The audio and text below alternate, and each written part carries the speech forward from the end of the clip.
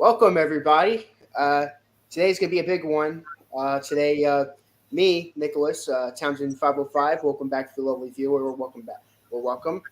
Today, Scott or Keith Richard uh, is going to be joining us, and along with us is Jacob Martin. Uh, don't you bother him, though. Don't you bother No, Jacob. I'm Nope. surprised on yours you didn't reference Flight 505. Oh, yeah. Yeah, that's I mean, technically he is with his name. Oh yeah, my that now. We'll talk about that. You'll be like, now I could see why he changed his name from Townsend 909 to 505. But we'll talk about that sooner. Welcome, like I said, welcome back, fellow viewer. Today we'll be reviewing that album right on my frame, Aftermath. And what do you guys got to say before we start reviewing? well, this album is completely worth the hype. It's an amazing album. I'm gonna say it off the bat. It's the best Stones album we covered so far, Oh yeah, and part nine. I think every song on this album is excellent. There's no horrible songs on it. There's no filler songs on it. All 11 songs on the U.S. album are top notch. Yeah, we're reviewing the U.S. version. At the end, me and Scott could give our brief thoughts on the UK version because we listened to the UK version. Yeah, and It wasn't I was a. gonna listen to the UK version, but I kind of ran out of time this Oh week. yeah, don't worry about it, Jacob. It wasn't a. Honestly, I think it works better that way because I don't want you to spoil any of the UK tracks that are going to be on Flowers later. Yeah, Scott chose to listen to the UK version. It wasn't like a requirement to listen to it. If I wanted you guys to, I would have said so. But yeah, it was sort of last minute that I said that. But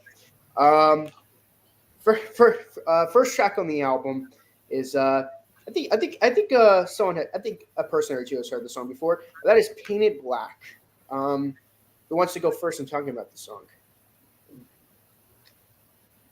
I guess I'll go first.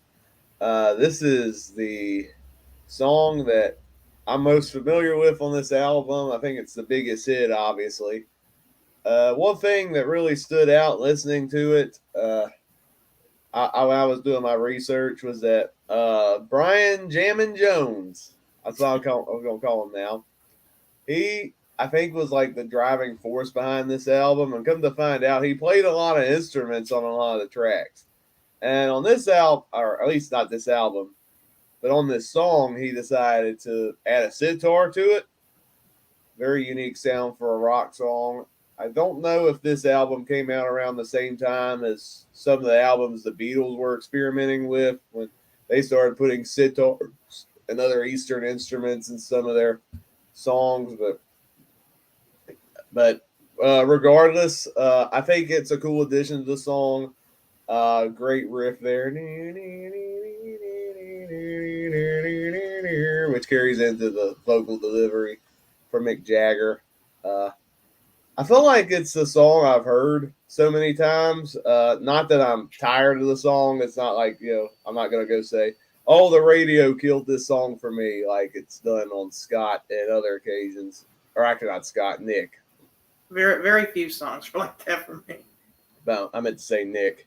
But it's a really good song. It's a classic song for a reason. Kind of a dark song because it's Mick Jagger's playing this depressed guy that sees everything black because of the darkness around him. But yet it's a catchy song at the same time. It's a weird juxtaposition, but it's a really cool song all at the same time. And it just builds into Mick Jagger going, I want to see you painted black. He definitely puts a lot into this song vocally. And like I was telling you guys in the messenger chat, this album is so good that Painted Black's not even in my top 5. Like, this is already a great song as it is, but there were just so many great deep cuts on this album that I think are even better than this song. And that just shows you how good this album is. So, for me, the Stones have released good stuff up to this point. But for me, this is the album where the Stones become the Stones. And out of our heads, you can kind of make an argument for that. That's where they begin their journey. But when they hit this album, the Rolling Stones have now cemented their place as one of the greatest bands of all time. And look no further than track 1 on this album to find that. This album, it has some of the blues stuff that they were doing in their previous albums, but they really ramp up the experimentation that they were doing on songs like Play With Fire or As Tears Go By, stuff like that. And it has a lot of it has to do with Brian Jones, who is getting tired of just playing the guitar. So he kind of let Keith Richards do most of the guitar on this album, and he was playing a lot of other instruments. I have the album here, and on the back it lists all of the instruments he plays. So Brian Jones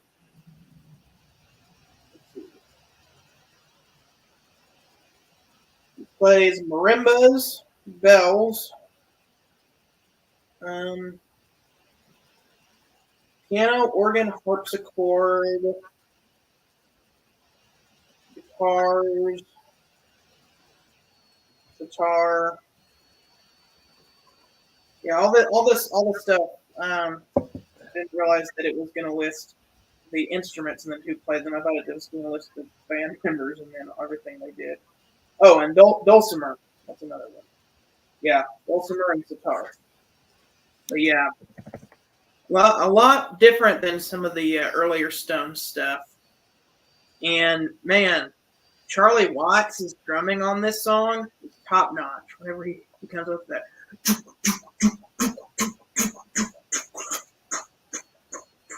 That backbeat just kind of drives the whole song. And then we got like the bass comes in and the guitar. And then Mick Jagger is just, like Jacob was saying, vocally giving it his all. Especially that part at the end that he sang. This is just absolutely amazing. I love the kind of Eastern sound that they add to it. That the melody is very Eastern as well.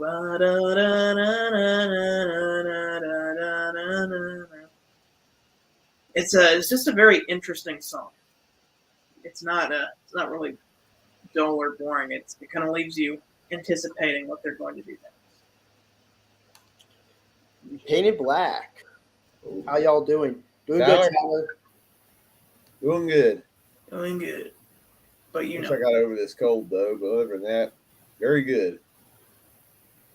You guys pretty much added everything that needed to be said. This is a masterpiece on the album. I agree with Jacob. This album is so good. This is not even in my top 5. It has nothing to do with the radio at all. I never got tired of the song. The song was always awesome to me. It's one of the most interesting songs that they've ever done. The first ever time a UK artist did Middle Eastern influence was the Kinks and the Yardbirds.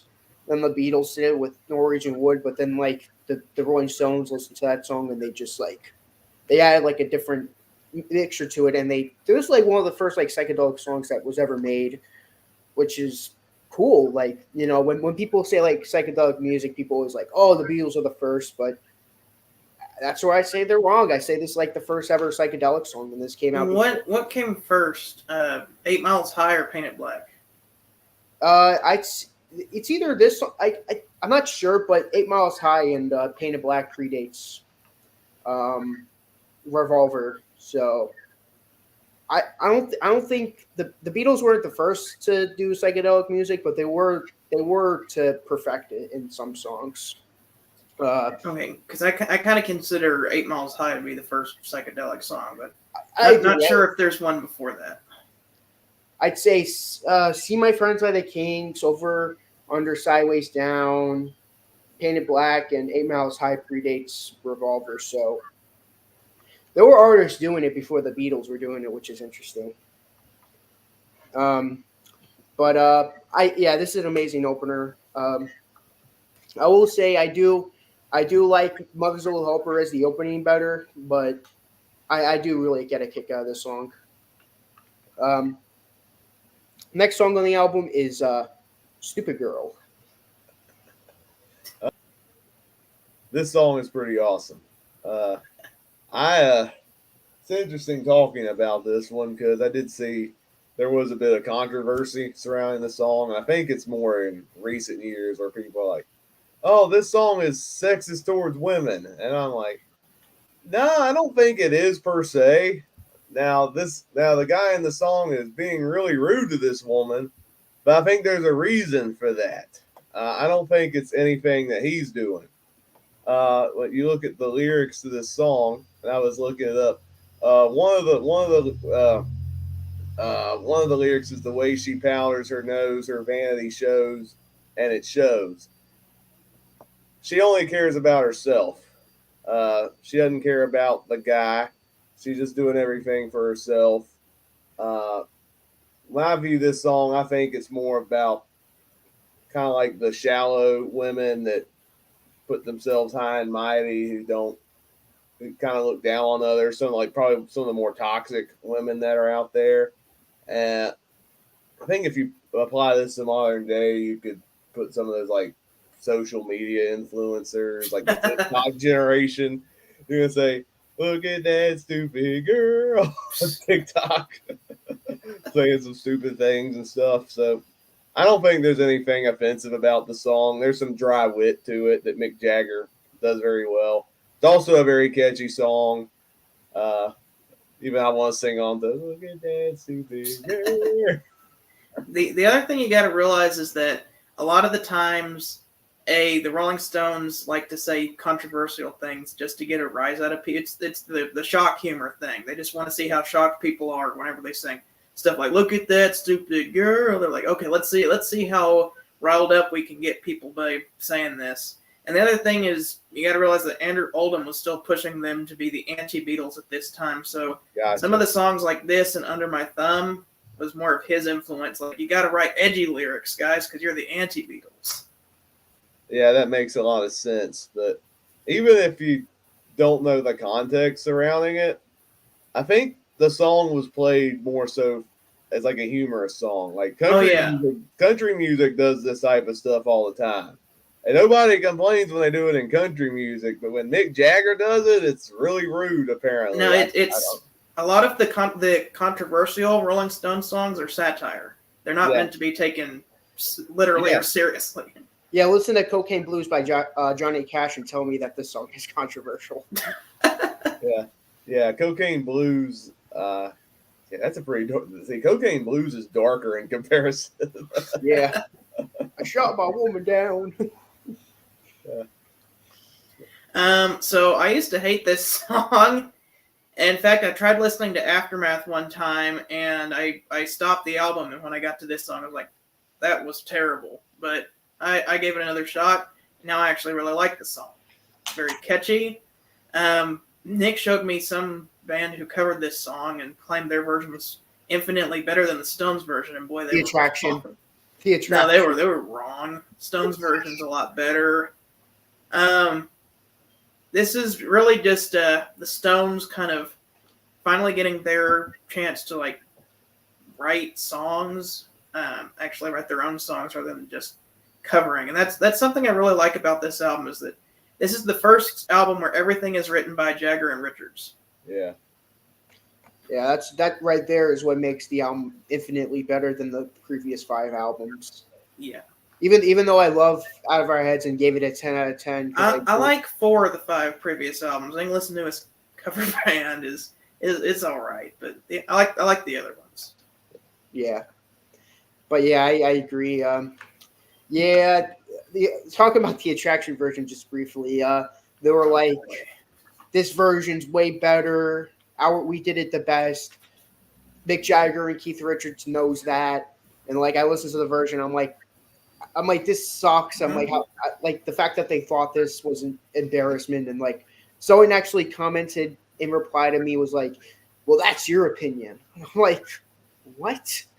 So you actually like this version? I'm like, I didn't reply to that, but that's what I got out of it. I'm like, okay. Like, whatever helps you sleep at night.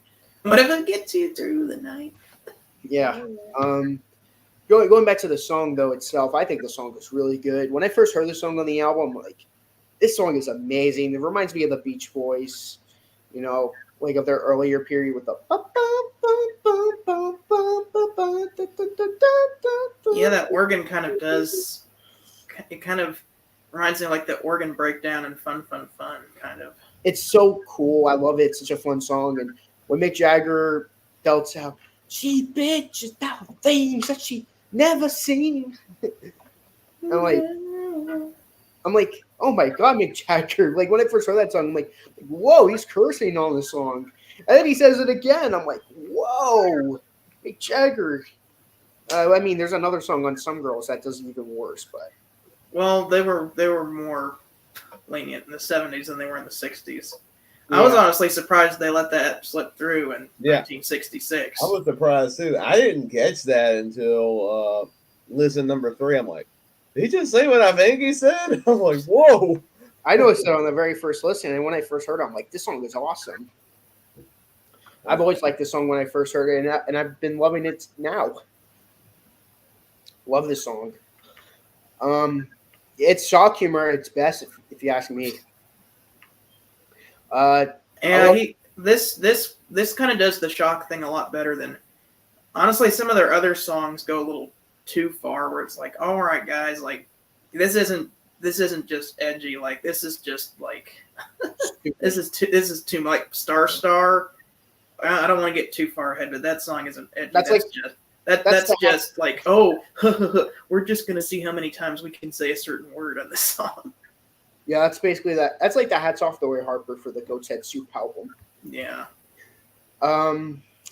But yeah, this is an amazing song. I love it. Just fades out with the keyboards at the end. I'm like, this song never gets old. Next song on the album, Lady Jane. Yes. So much like As Tears Go By, when I listen to the song on the album, I'm like, okay, I have actually heard this song before. I used to have Sirius XM, and they would play this song occasionally on 60s on 6. So I have heard this song before. And much like As Tears Go By, this is an amazing song. I think it goes deeper into the Baroque elements compared to some of the previous songs they've done in the similar style. As Tears Go By from their last album, and Play With Fire on Out of Our Heads. If we're going in the Baroque style, this is the Baroque masterpiece. Like, this song is amazing. I love the use of, what's the instrument called that Brian Jones does? Dulcimer. Dulcimer, which, just briefly looking through the Wikipedia page, fretted string instruments originally played in the Appalachian region. But it's a cool sound that gives it a medieval sound. Like, I thought I was hearing something out of the Renaissance ages when hearing this song. And Mick Jagger sings the song very well. It's a very lovely song, and probably the most beautifully crafted song on the album, which is kind of a stark contrast to some of the other songs. Which, this is sandwiched in between Stupid Girl, and then the next song we'll be getting to, which has like this sarcastic edge to it. This one is just this very lovely little love song that you could probably take somebody out on a date with, especially if her name is Lady Jane. About that, the song was actually about a drug. Oh, really? Mary Jane, aka marijuana.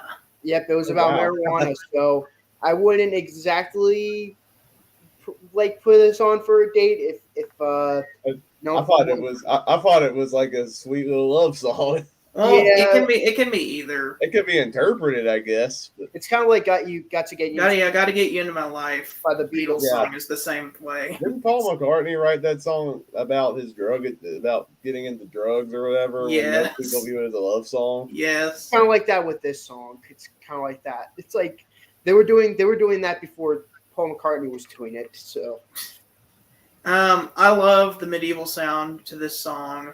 Jacob was talking about the dulcimer earlier. It's really cool. I love just like the courtliness. I don't know if that's a word that you have on here. It like the rest of this album sounds very just like down and dirty. Like it's the Stones, rock and roll, and this song is very stark contrastly, like prim and proper or whatever. It's like, is this the same album? But it is, and it actually fits really well in this album. They're really experimenting with a lot of different sounds on this album, and I love this song. I think this song's amazing. When I first heard this album when I was in like years ago, I thought the song was just okay. It took me a long time to really get into the song because it's a little bit slow. Now that you know me, I'm a sucker for Baroque pop songs, and Yes. this is no exception to that. I love this song. It's what a beautiful song, even though it's not really about even though it's not really a love song per se for a person, it's a love song for something, and it's such a pretty song in between the two songs that we're talking about. And interesting enough, this was the B side to "Mother's Little Helper," which was also a drug song. So you got two drug songs for the A side and B side. Depending on who you ask, I'd say I like Jane to be a lovely lady that Mick Jagger has had the odds for. Let me check real quick. No, When I was doing research, I didn't see any drug references related to this song. Let's see.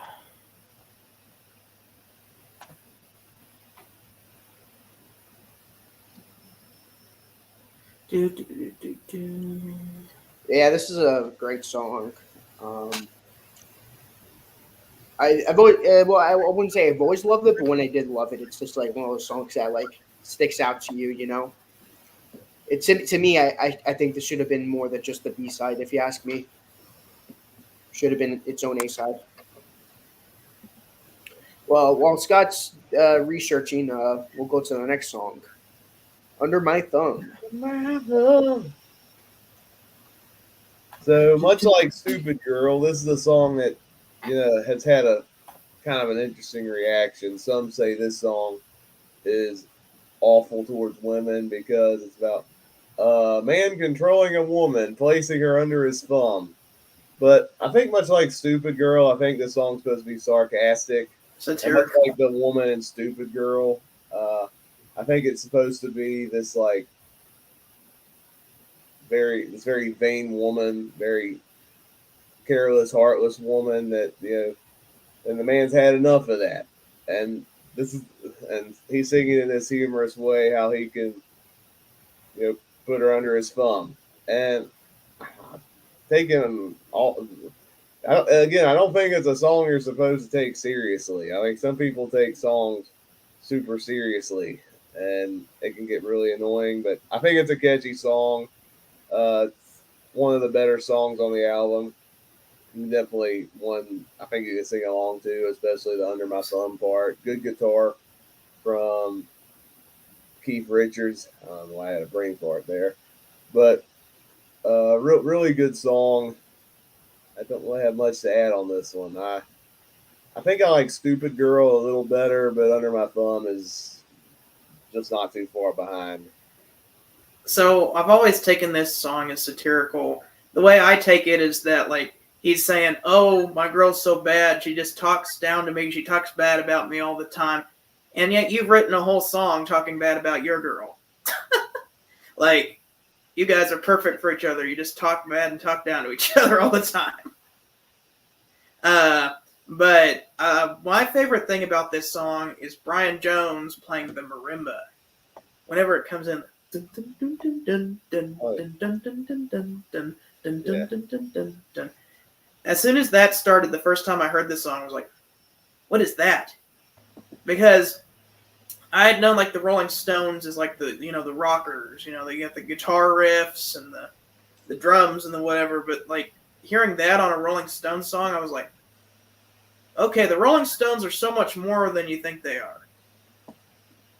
Yeah, Especially hearing stuff like "As Tears Go By" or "Play with Fire." Yeah, that marimba addition to the song, I think, adds to the song, especially the uniqueness of it. It's like I said when we reviewed Houses of the Holy, John Paul Jones was a secret sauce, especially on a song like "No Quarter." Yeah. Here, I think Brian Jones is the secret sauce of this entire album. Some of the cool instruments that he provides on this album. And it's not just his marimba. It's specifically his marimba in combination with Bill Wyman's bass. That's what makes this song. It's those two instruments playing off of each other. And then you got Keith Richards, adding on top of that with the guitar, and Mick Jagger with his vocals. And Charlie Watts keeping a very steady backbeat. Boom, boom, dun, dun, dun, dun, dun, dun, dun, dun, dun. I've just always been intrigued by the sonic nature of this song. Whenever again, like the first time I heard this song, it really made me just stop for a minute. Like, this isn't the Rolling Stones, is it? And it made me nickname this album Edgy Pet Sounds. That's my nickname for this album when I first heard it, because I'm like, it's kind of got like those different experimental like instruments they are using, kind of like Pet Sounds. I don't know if I would call it that now. They do have different sounds, Pet Sounds and Aftermath, but I guess what I was going for is both of the albums use different eclectic instruments and varying sounds. And this is one of my favorite songs on the album because of that. Every time I hear that start, and you got Bill Wyman's bass and that dun dun dun dun dun dun dun dun dun dun dun dun on the marimba, it's just like, hey, remember the time the Rolling Stones made experimental pop music rather than just took 3 chords and went crazy with them? Like, don't get me wrong, I like me some Mick Taylor era Stones. Sticky Fingers, it's a really good album, but like, for me, this album is what the Stones are really all about. And maybe I like Sticky Fingers even better whenever I listen to it again for the next review. But like, this album for me kind of encapsulates what makes the Stones great. And this song, Under My Thumb, is a very good example of that. Cool. I really enjoy this song. I don't really have too much to add to it. I think the marimba's really good. Cool little tidbit. This song was never officially released as a single. This is a album track in both the UK and the US, so this is never a single, but yet it ended up being a lot of popularity because that's how big the Stones were. They could just release albums and like songs like Under My Thumb and like Give Me Shelter could like become hits without even being released as a single. That just shows how great they are. Yeah, this is a great song. I can't wait till we talk about Flowers because there's another song with the marimba on it that I think just happens to be a little better than this song. And I just thought of something, Nick. Going back to this song and "Stupid Girl," because now some people are like, "Oh, you're not supposed to talk down on women and stuff." But one of the women I thought of when hearing "Stupid Girl," I might get in hot water for saying this, but Amber Turd. Yes. Now everybody hates her.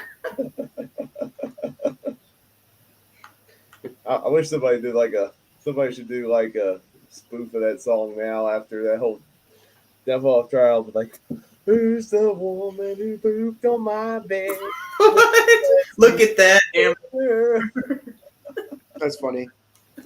Yeah, this is a really good song. There is a song that was on the UK Aftermath that I do happen to like more that has a marimba on it that we will be talking about on the Flowers album, which that song I'm really excited to talk about. It's Out of Time.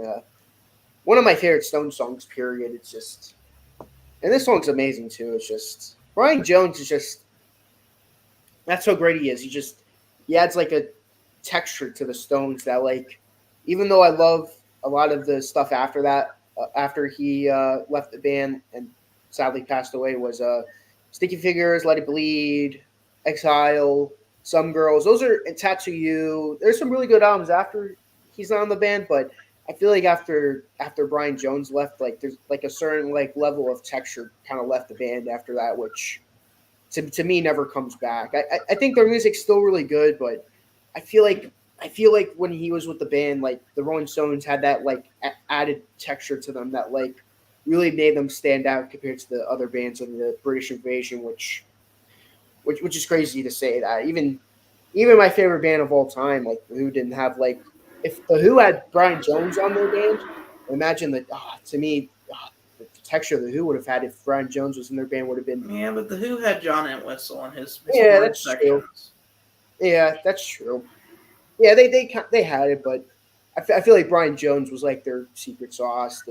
That every band has their secret sauce in them. Like the Led Zeppelin had John Paul Jones.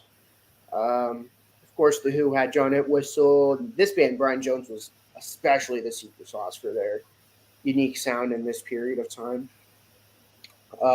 Next song on the album is "Don't You Bother Me."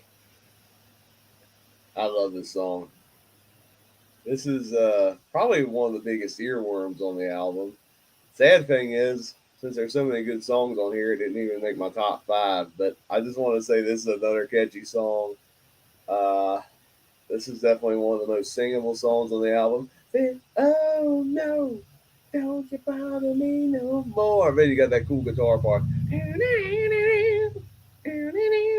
then there's some cool percussion on this song too, and there's not really much else to the track musically. It's just like Mick Jagger, the guitar, simplistic production, and then Mick Jagger does a harmonica solo in the middle of this song, which is absolutely amazing. This is another song. After I listened to this album for the first time, I'm like, this is going to be one of my hardest song rankings. This is going to be harder than Bayou Country. And this is another song where it's no exception. This is another great song on this album. Yeah, this is an amazing song. It's the most just straightforward bluesy out of all of them, but it's not like the same kind of blues they were doing on like say 12 by 5.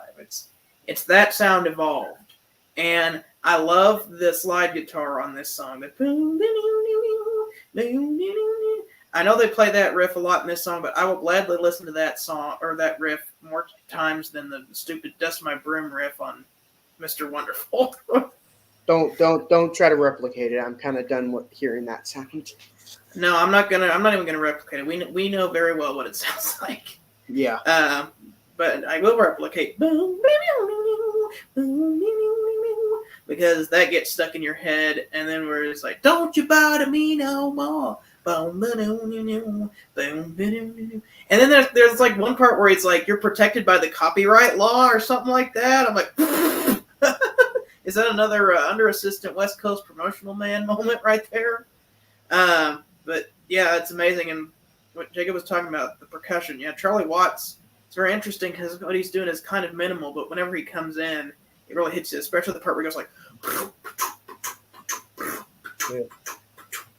That thing is, if it being all bluesy, this is probably going to be Jason's least favorite song on the album. No, there's another one. Oh, yeah. Going that's home right. to see my girl. This It's too long. It's too bluesy. This would be like the close second. Yeah. There's a lot of songs plug for the end of the week on Friday. Me and Jason are ranking all the UK albums by the Rolling Stones. We're ranking the US albums, so it's going to be different. But we're ranking all the UK albums. Me and Jason, we talked about that for a while. But what's my thoughts on this song? I really enjoy this song. It's another earworm, like Jacob said. It's just like one of those songs. And surprised you guys didn't mention this already, but Ian Stewart just barely has like a little piano part in the background while the slide guitar's going on. Like boom, boom, boom, boom, boom, boom, boom, boom, boom, boom. If you ever listen to the song again, listen for it, but like it's just like the little details that's added in this song, like and like it's crazy because like Ian Stewart's like the forgotten member of the band, and there's one song on the sound that really gets really shows Ian Stewart working his butt off, but we'll get to that very shortly. But yeah, this is another amazing song. But I don't really have too much to add about it. It's just cool and catchy song. I really enjoy it. Next song on the album, You Better Think.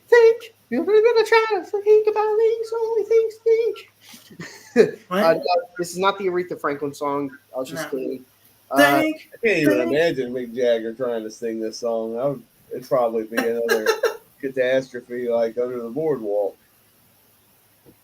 Or some of the live covers from the last album we covered, which was awful. Like I'm all right. All right. With that said, even though I think it's a really good song, nothing horrible about it. Some good production on it.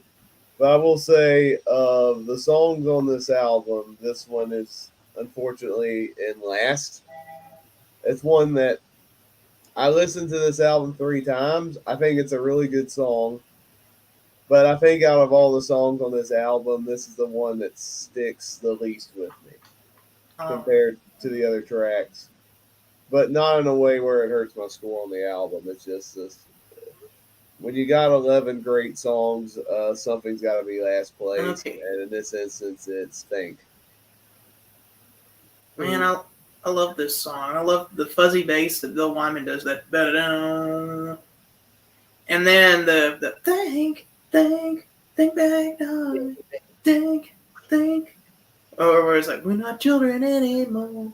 We don't need to play with toys. So just think a little bit, baby. And that it's just driven by that fuzzy bass by Bill Wyman, which I think is just a really cool sound. I really like this song. Yeah, this is one of my favorites on the album, if you ask me. I can see where Jacob's coming from because this album is one of the greatest albums that's ever made, in my opinion. So when a song like this is placed at the bottom, and I love it so much, and I'm strongly agreeing with Jacob on that. Like, even though I don't agree with him, but I agree with where he's coming from. That's how great this album is. But yeah, this is such a catchy song. And what an amazing way to end off the first side of the album.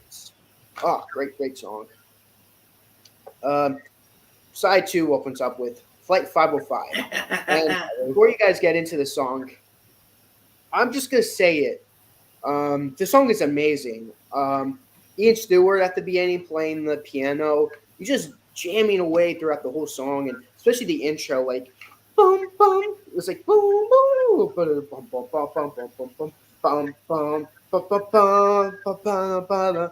And then like Mick Jagger comes in, and this is an awesome song. It's this is before my channel name was Townsend 909, which to me is a throwaway Beatles song, but I renamed myself to Townsend 505 because this song is awesome. Unlike besides 909. Yeah, I really like this song. It's got some amazing piano work on it.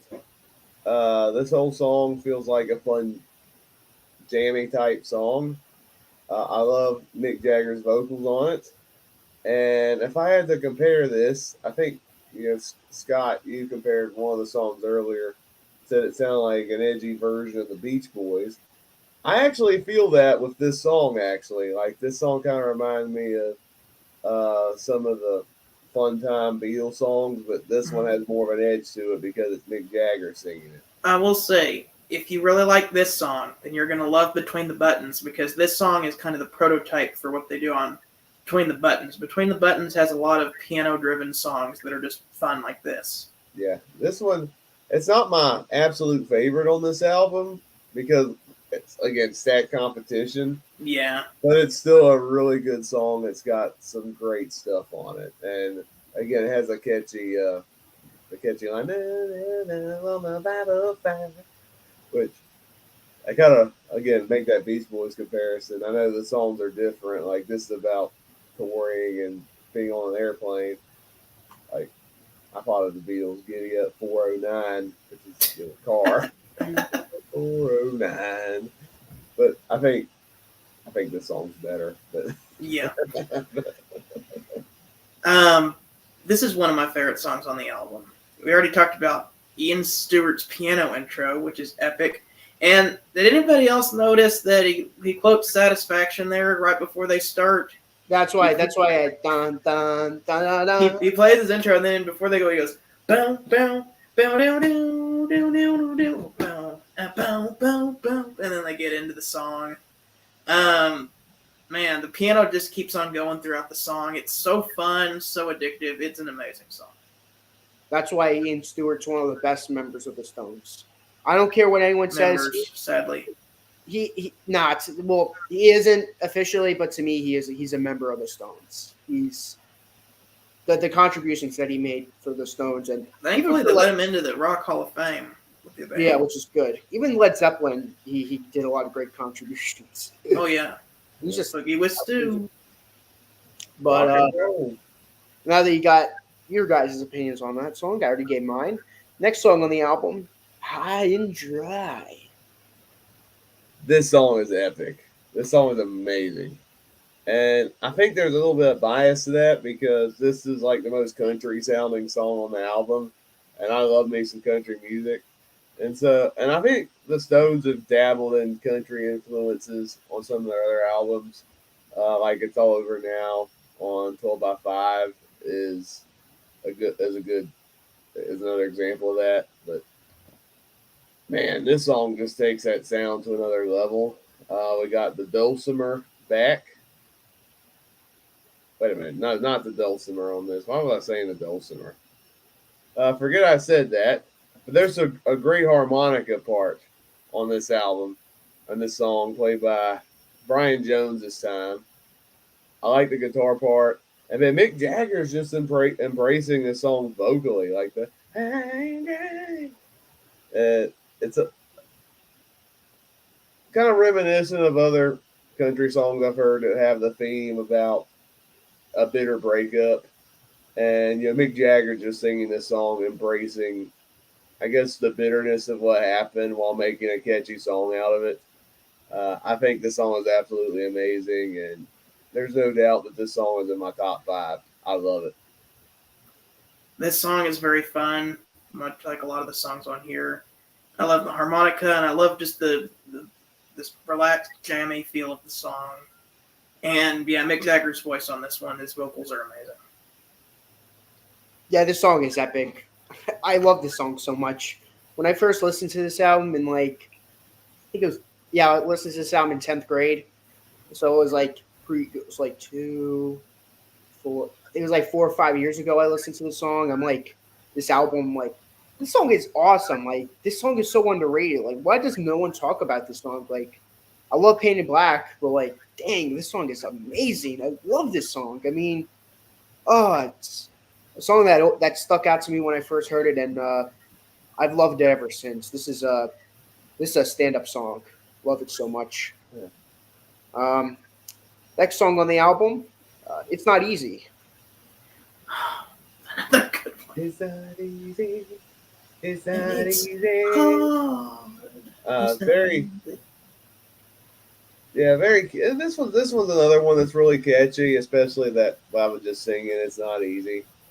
Much like Think, this is probably one of the weaker tracks on the album. It doesn't have the same juice to me compared to some of the other tracks on the album. But not that it's a terrible song. It is catchy. It works for the context of the album. It's a great song regardless. It's just those other songs that I think are a lot better. I like this song. This album is full of earworms that'll get stuck in your head. Like, just going chronologically through the album. Look at that stupid girl. I give my love to Lady Jane. Dun dun dun dun dun dun dun dun dun dun dun. Boom, ba-doo-doo-doo. Think, keep me on flight number 505.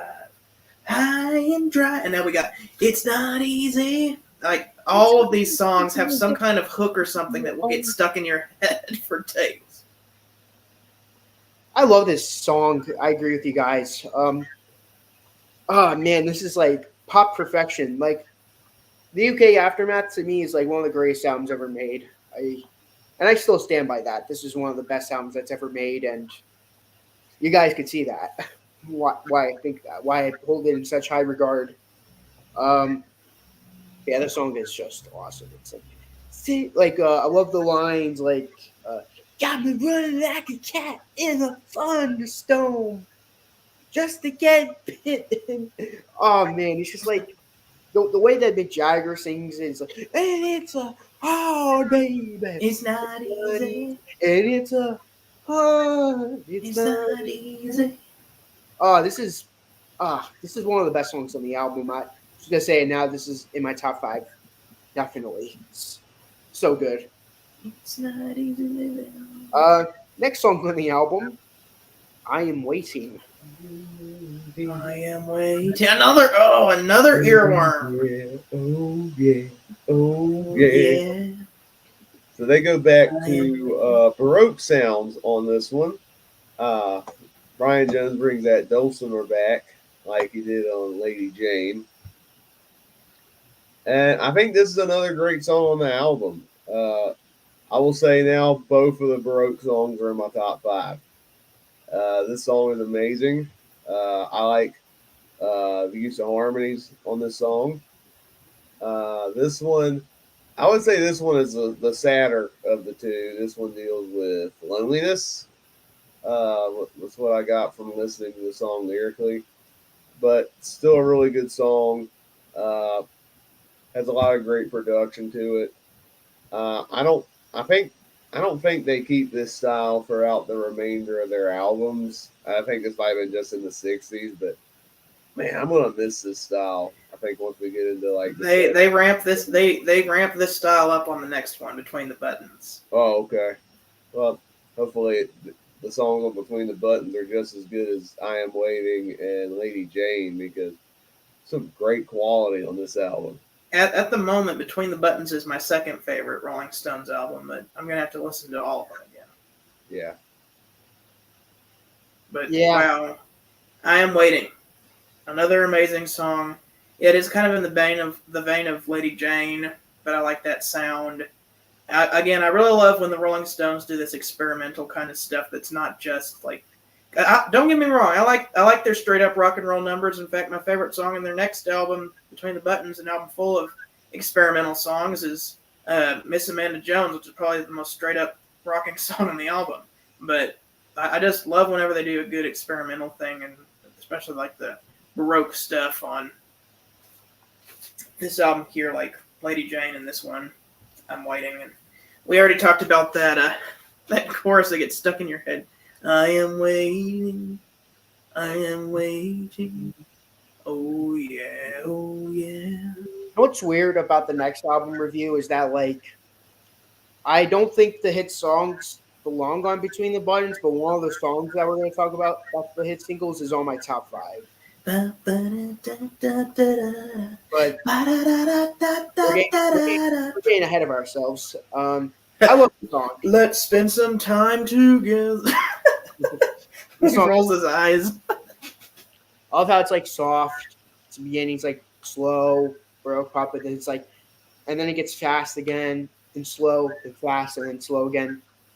And yeah, at the end it's like, I am waiting, I am waiting, ting, ting, I am waiting, ting, I am waiting. It's such a cool song. But yeah, this is another awesome song on the album. I don't have anything bad to say about this album. Even though I do prefer the UK album, like all 11 of these songs are great in its own right. Next and last song on the album, Going Home.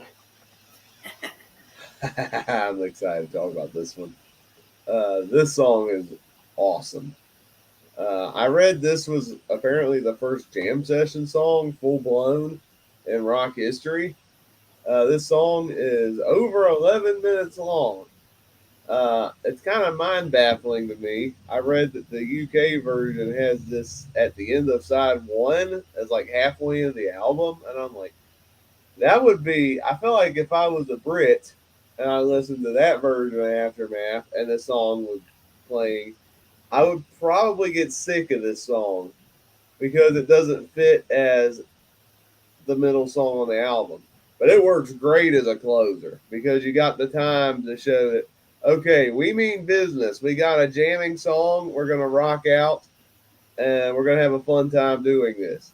This will be a good closer on a live show. This song, this is probably Jason's least favorite song. This and Don't You Bother Me, because especially this one because it's very bluesy. It's very long, but the bluesiness of this song is a lot of fun. I think Scott, you said Don't You Bother Me feels like Evolved Blues. This is Evolved Blues to the max because they take what they did on the previous albums. They kind of hone in their own style on this song. And then I'd say about halfway into this song, it goes off the walls. Like they just jam. They play a bunch of, they like really rock out. The tempo speeds up a little bit. And Mick Jagger going, bah! but it's not like Hats Off to Roy Harper where there's a lot of distortion that sounds really annoying. All the in this song it just adds to we're just gonna play around and have a good time, and there is a little bit of edginess in the song because I'm going home. Well, why is Mick Jagger going home? Oh, so he can get it on with his woman. Okay, that's what he's doing. Hopefully it Sounds about right. Yeah, it's an awesome song. This song is epic. I'll admit I didn't really like it the first time I heard it, but the first time I heard it, I was going for a walk, and I didn't want to just listen to Going Home the entirety of my walk. But sitting down and listening to this song for the album review just made me realize what an amazing song it is. I love the beginning where we just got like the and then it comes in that I'm going home to see my girl. And it starts off as kind of a straightforward blues song, but then halfway through it's like something's going on. And then we get the pump, pump, pump, pump, pump. Yeah. Yeah. And then they just get into that groove. And I don't know, it's more of something you have to kind of experience. You gotta listen to it for yourself to really get it. Like, it's kind of hard to describe. It's a vibe is what it is. It's a really cool vibe. Yeah, I've always liked this song.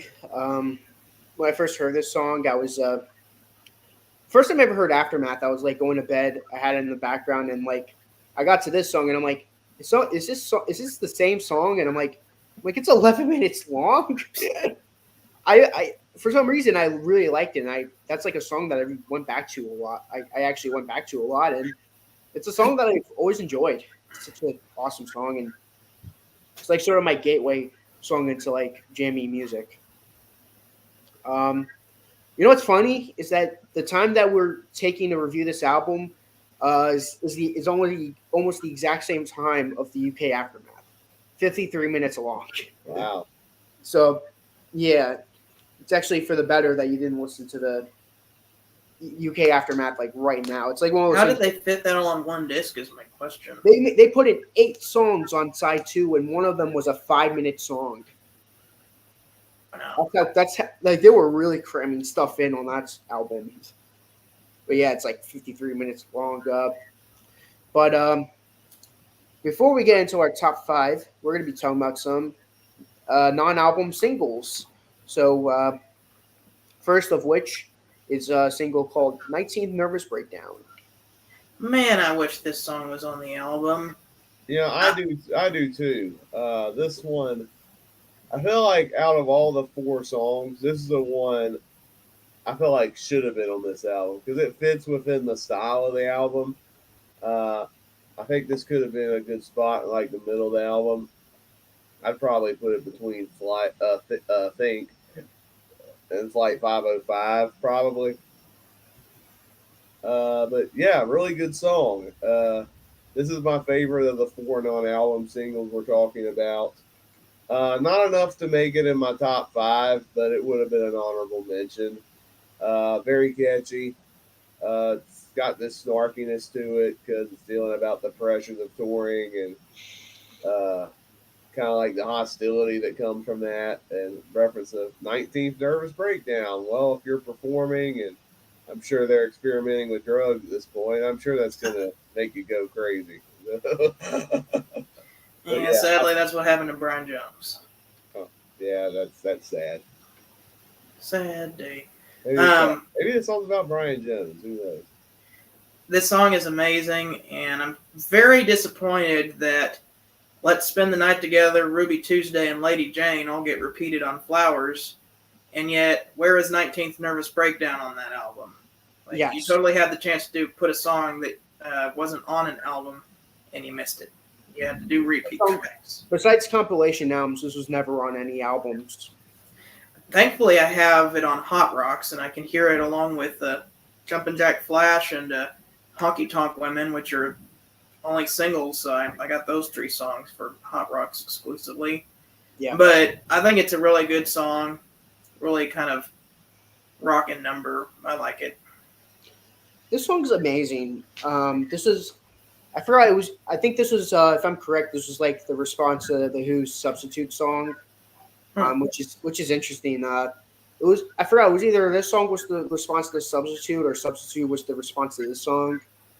Because both songs sort of have nonsensical lyrics, really, which is funny, and like they're like, "You're gonna make a song about nonsensical things." Well, we're gonna do a song about nonsensical things, and if I'm pretty sure this was the response song, but this is a funny song.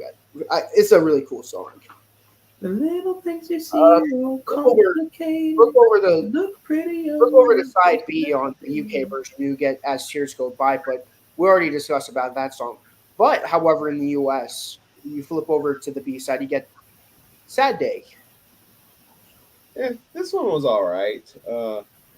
If it was on the album, it probably would be in the bottom part of my ranking. But like with the weakest songs on Aftermath, it's not a bad song in any way. I do like the catchiness to it, which kind of is, again, I think I probably said juxtapose a couple times on this review, but you got catchy production mixed with Mick Jagger singing about how awful his day is. And I think it might be a little bit more humorous in it because it's about some of the things that's going on in the song. I don't think it's like my favorite song of the batch, but it's another really good song, and it still shows a step up in quality compared to some of the worst songs on the previous albums. I like this song. I like the kind of Baroque production they got going on here. Once again, I would put this song on Flowers as well. Have 19th Nervous Breakdown be the kickoff track. Then you got Have You Seen Your Mother, Baby? And then you can put this as track 3. That's actually really. You got to make a Scott version, like a Scott cut of this. Yeah, I'm also going to replace Let's Spend the Night Together with, or Lady Jane, whichever one is the third one. I'm going to replace that with Who's Driving Your Plane. Yeah, and, well, next song. Well, I think the song's also amazing. I love the end where it's like. It's just like I always liked this track. What like reminded me of this song was I saw a video by Yesterday's Paper, which is a channel. Who wants Yesterday's Papers? So like they had a video called cool UK B sides, like or like cool Rolling Stones B sides, and like it reminded me of how great these B sides were, and this is no exception. This is awesome. Love the song. In the U.S., Painted Black was actually the B-side. I think you flip over the side, you get Stupid Girl. But in the U.K., you flip over Painted Black, you get Long, Long While. Oh, yeah, this is more of a ballad in comparison to Painted Black. This one, I think kind of reminded me of some of the soulful songs that Mick Jagger sung on past albums, like That's How Strong My Love Is from Out of Our Heads. This one's pretty good, I would say. Mick Jagger definitely sings his heart out on the song, and I like how it builds, especially in the guitar part from Keith Richards. The drumming is pretty good on this as well. I would say this one is probably a better version of some of the soulful covers that Mick Jagger did on past albums. I don't know if this song fits on Aftermath, but it's still a good non-album single. I like it. It's just it doesn't really fit on Aftermath, or it wouldn't even fit on Flowers. Yeah, this was like the reject song for Aftermath. These two previous songs, the three previous songs you were talking about were like gonna be on Aftermath, but then they rejected this song. I'm kind of fine with this one being regulated to a B-side, but it's still pretty good. Now, with the singles, I have a joke that Painted Black is the story, and then you either get the happy ending or the sad ending. So I would say Painted Black, Mick Jagger gets into an argument with his girlfriend, and they break up, and he's so upset you can't even see any colors. And you get the good ending, which is the UK B-side. I was wrong. It's been a long, long while. We make up. Or you get the bad ending. Haha, look at that stupid girl.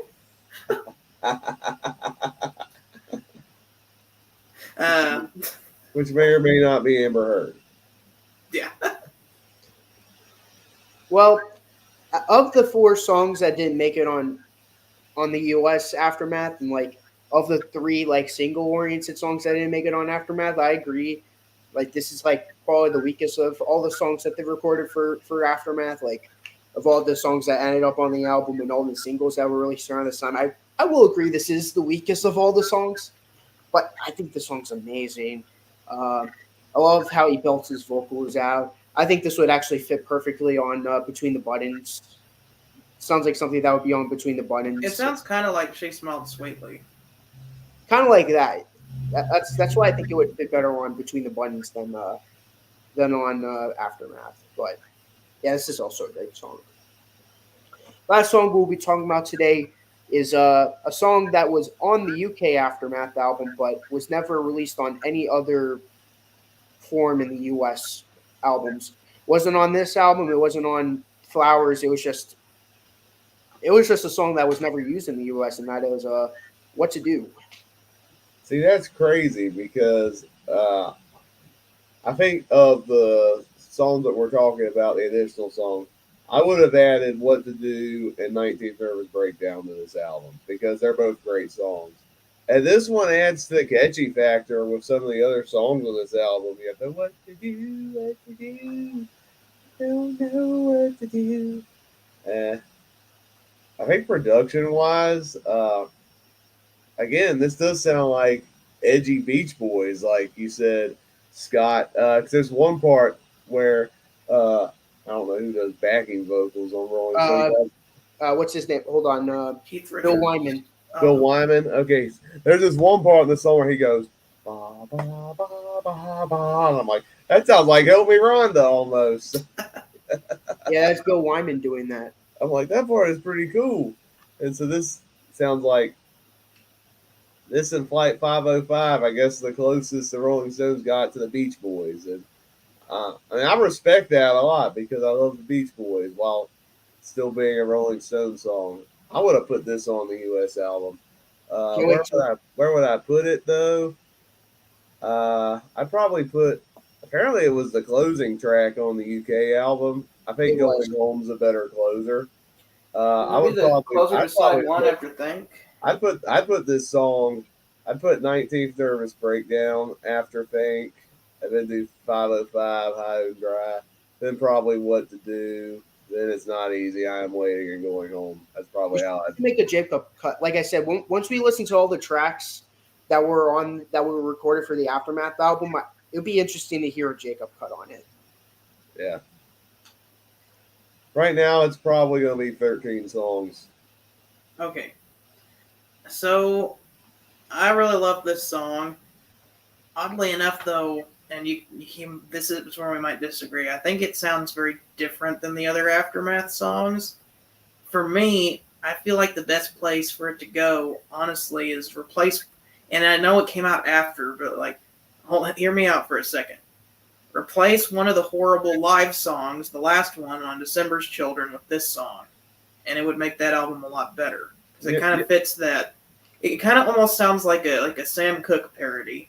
It's very similar to Good Times. Yeah, if it was on December's Children, if What to Do was on there, I would probably bump my score up tremendously because that's a great song. Yeah, I'm glad you mentioned the Sam Cooke because this is better. This is way better than that cover of Good Times. So. I'd say for the December's Children, my cut it would be Long Long While, and What to Do would be on December's Children. Yeah, instead of the 2 live songs. Man, that would be perfect if they would have done. They would have just thought of those songs earlier. It would be a 10 out of 10 album for me. Yeah. Oh, man, now I'm going to have to make the Scott cut of December's Children and put it on a cassette tape. And then, Sad Day and 19 Nervous Breakdown would end up being on Flowers. Yeah. And Who's Driving Your Plane? But yeah, that's interesting. Now that we got all that away, what is, hold on. Top 5. What is everyone's top 5? All right, top 5 from this album. I won't include any of the non-album stuff. even if I did, none of them would have been in the top 5. But number 5, I Am Waiting. Number 4, Under My Thumb. Number 3, Stupid Girl. Number 2, High and Dry. And number 1, Lady Jane. Oh, Wow, nice. going home didn't make the top 5. Now I will mention my 3 honorable mentions are Painted Black, Going Home, and Don't You Bother Me. Those are Okay. close. Oh boy, this is not going to be easy. It's It's not not. easy. Jinx. I'm gonna have to start at the top and work my way down. Man, I feel so basic for doing this, but Painted Black is my number 1, just because it's like one of my favorite Rolling Stones. Don't feel songs. basic. It's a great song. No, Like, it is a great song. my favorite song by Michael Jackson's Billie Jean, and that's like the Yeah. most That's a lot of people's favorite. number My favorite Queen song is Bohemian Rhapsody, so don't feel bad. number 2 is gonna be Under My Thumb. That also, or was it the marimba that really makes the song? Number 3 is Flight Number 505. I love that song. Number 4 is Lady Jane. And number 5, Going Home. cool. My top 5, I'm gonna do with and without the singles. So I'm gonna do with the without so far, without the singles and non-album track. Number 5, I Am Waiting. This is without. Number 4, Think. Number 3, High and Dry. Number 2, Flight 505. Townsend 505. Number 1, It's Not Easy. That's my favorite song on the album. As for with the stuff added, number 5, Sad Day. Number 4, High and Dry. Number 3, Flight 505. Number 2, It's Not Easy. And number 1, What to Do, because I mentioned this already, but they got rid of my 4 favorite songs off the UK Aftermath, which is why I tend to not listen to the US one that much. Speaking of which, before we give our scores out, I do want to mention that there is a completely different version of Aftermath, and that is the UK version. You want to give your brief thoughts on the UK version, Scott? I could probably make a whole video on my UK versus US Aftermath, so I'll give my thoughts kind of brief, but with the UK version, it feels kind of like too much of a good thing. Like I love all of the songs on it. It's just I feel like having a more trimmed down album with this, with Painted Black on it, and having Going Home as the closer. I don't know. It just works. Like, not like I hate the UK version. I thought it was very good. I love all You the gave it a songs. You gave it 9.75 out of 10. So that Yeah, I know for me, give me this and give me Flowers. Because if they had not released any, if they hadn't put Mother's Little Helper and Out of Time and Take It or Leave It on Flowers, then we might be having a very different story. But since it is, then I'll take the US one and Flowers. that's fair. My thoughts: the UK Aftermath is in my top 100 albums, pretty high on my list. It's to me. I don't think it's too much. I think it would have worked better as a double album, which Scott did on his channel. He had a playlist of like a double album version of it. I think that's way better. But yeah, I think the UK version's better because it feels more full. Like having after High and Dry, I expect Out of Time to be after that, and after I'm Waiting, I expect Take It or Leave It to come after that. So every time when those two songs don't come after the song, like after High and Dry, and I hear It's Not Easy instead of Out of Time, my brain just gets messed up. I'm like, where's Out of Time? You know, It was the exact opposite for me. I heard Mother's Little Helper, and then Stupid Girl came right after Mother's Little Helper. I was like, I'm used to coming after Painted Black, and then hearing Think It like the end of the album instead of the end of the first half. I was like, that's odd. And then having Going Home smack dab that was the weirdest part, was hearing Going Home smack dab in the middle of the album. well, like I said, I already mentioned this with Scott, but me and him are gonna do a video on my channel, like describing it more. But to me, the UK album feels a lot more fuller, And that's just my opinion. And this is just nitpicking, of course. If you threw on the UK Aftermath, I wouldn't exactly complain because, hey, Mother's Little Helper, Out of Time, Take It or Leave It, What to Do, they're all amazing songs. Oh, yeah. And if you ask me, Scott's version of the album's way better. When I'm done with this video tonight on my Scrap Dog Scott's Records channel, I'm going to make playlists of the Scott cut of every Rolling Stones album. So we're going to get England's newest, whatever, 12x5 now. I'm gonna make my version of all their albums. Awesome. Even if it means combining some of their albums, like their first 2 albums. Okay. Next up, now that we're done going over that, now for the score. Since Jacob, since you've been going first, we're talking about the songs. What is your score? I would like to go last with the score. Okay. So I'm actually gonna do it. This is getting a 10 out of 10. Hey. This is an amazing album. I think this is the best Rolling Stones album that we've done so far.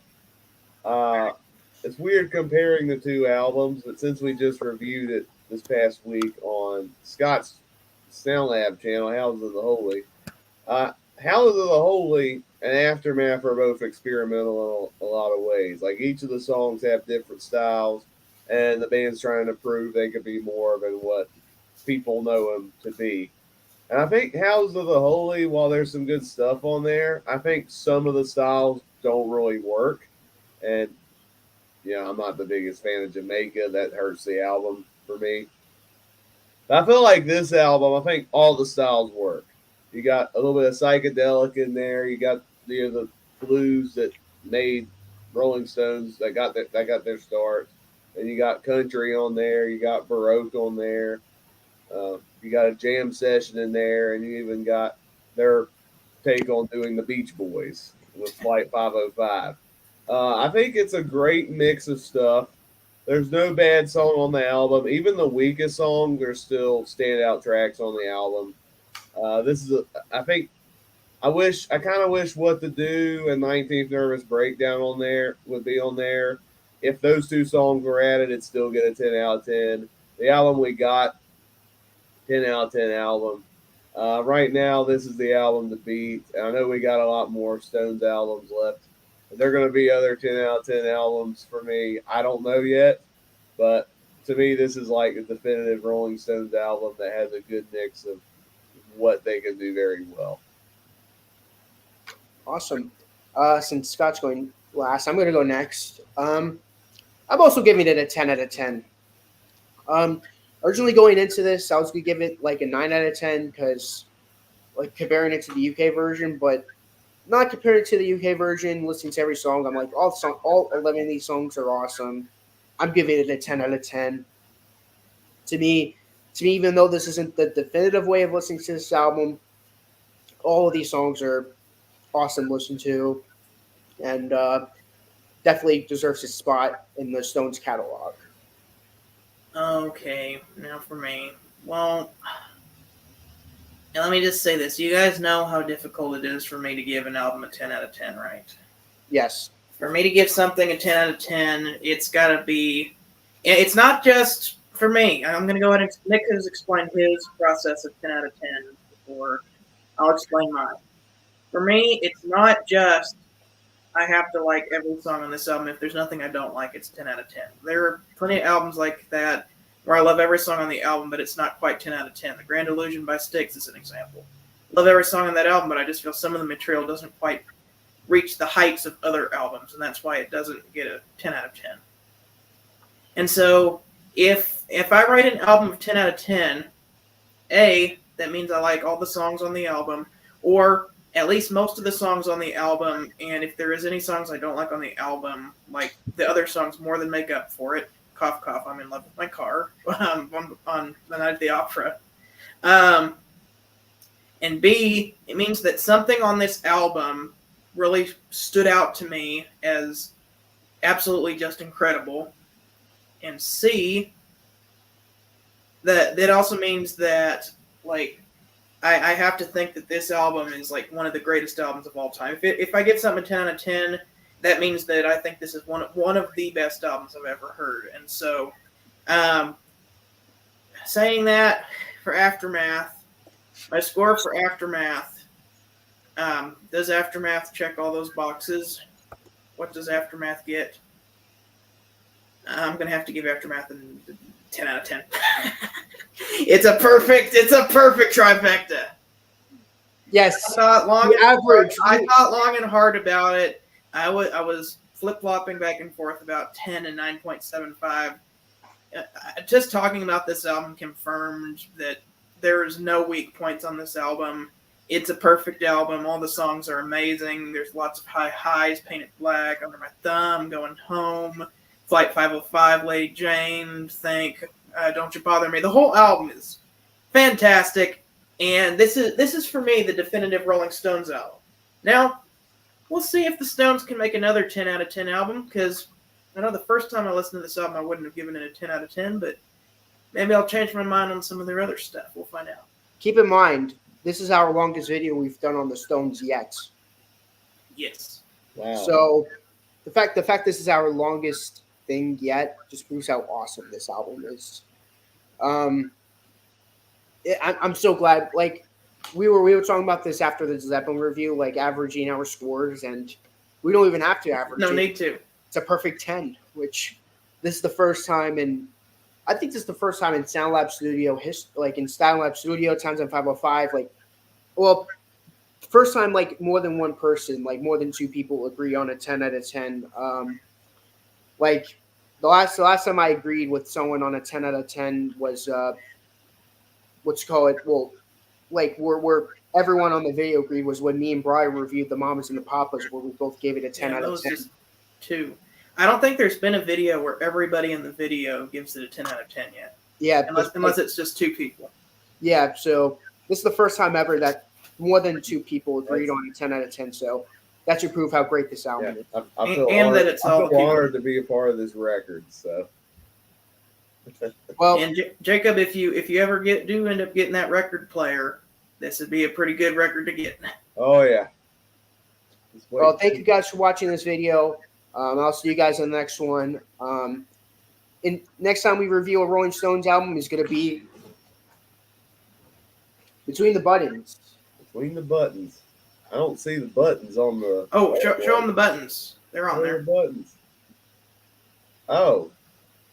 Okay, I don't know if I need to see that or not, but okay. What? No, Uh, they're buttons. I promise.